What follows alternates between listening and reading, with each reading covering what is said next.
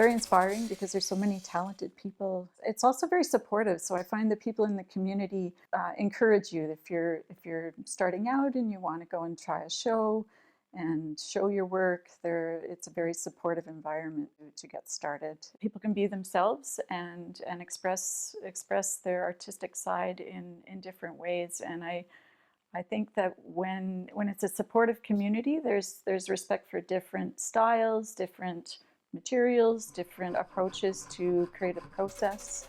You start with an idea with stone and can put together a design, but you never actually know what's underneath when you start grinding it away. You see the top lines, but you don't necessarily see what's underneath. I find it's very meditative.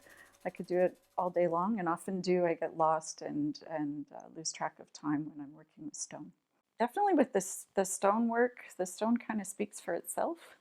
As I always find is when you're working with stone, it has a mind of its own in terms of the design. And so it's an iterative process with that type of work. When I'm in a creative rut, I find the best solution for me is just to show up anyways and go into my workshop. And if I'm tired, I always come out more energized. So I'll just go down and start filing or sanding. I'll pick a part of a project where it doesn't require a lot of brain power in terms of design, but I'm going through the motions, and then next thing I know, I'm designing a bracelet because I get an idea. To me, every project has a lesson, and some of them are more challenging than others. Most projects teach patience, definitely in silversmithing and doing any type of metal work, because as soon as you start to rush, you usually have to go a few steps back. And then there's the other side, is just taking a bit of a risk with some projects, either in a creative side, so trying something that I hadn't done before,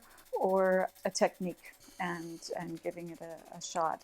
Art to me is important for a balance in my life. A nice way to offset the busyness and the different types of demands that are in other aspects of my life. I think it's important just on an individual level, but also in families, to celebrate the different interests of different people. I grew up with art all around me. Both my parents were artists. Originally thought I was going to learn silversmithing as something I would do in retirement, and then I knew it would take a long time to learn, so I started early, and then of course I was hooked. So now it's not. So I'm not saving it for retirement.